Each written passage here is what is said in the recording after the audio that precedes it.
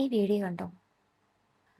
ഞാൻ അഫോർഡബിൾ ആയിരിക്കണം എങ്കിൽ ലോങ് ലാസ്റ്റിങ്ങും ആയിരിക്കണം എന്നുള്ള രീതിയിൽ ഒരു ലിപ് ഷെയ്ഡ് തപ്പി നടക്കായിരുന്നു. ഐ മീൻ ഒരു ലിപ്സ്റ്റിക്ക്. സോ അപ്പോൾ എൻ്റെ ഫീഡിൽ വന്നതാണിത്.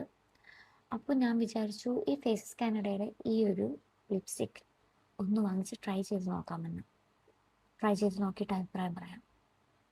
പേടിച്ച് പോയത് പേടിക്കണ്ട, നോക്കിയിട്ട് പറഞ്ഞു തരാം. അങ്ങനെ ദിവസങ്ങളായുള്ള കാത്തിരിപ്പിനൊടുവിൽ ദാ വന്നിരിക്കുന്നു നമ്മുടെ ഐറ്റം. സോ നമുക്കിന്ന് ഇത് അൺബോക്സ് ചെയ്ത് നോക്കാം. ഞാൻ ഒരുപാട് തപ്പിയിട്ട് കിട്ടിയതാണ്. ബാക്കിയെല്ലാം ഭയങ്കര എക്സ്പെൻസീവായിട്ട് എനിക്ക് തോന്നി. ഇത് കുറച്ച് അഫോർഡബിൾ ആയിരുന്നു.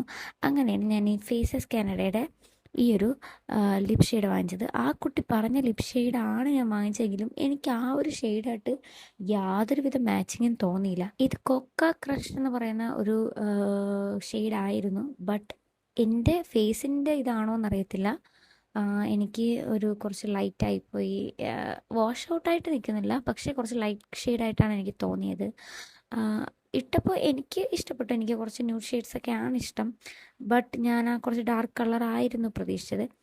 ഓക്കെ, ഇനി നമുക്ക് റിയാലിറ്റി ചെക്കിലേക്ക് പോകാം. ഫസ്റ്റ് ഞാൻ നോക്കിയപ്പോൾ കയ്യിൽ ആകുന്നുണ്ടായിരുന്നു. അപ്പോൾ എനിക്ക് ഭയങ്കര വിഷമമായി. രണ്ടാം നോക്കിയപ്പോൾ ചെറുതായിട്ടേ ആകുന്നുണ്ടായിരുന്നുള്ളൂ.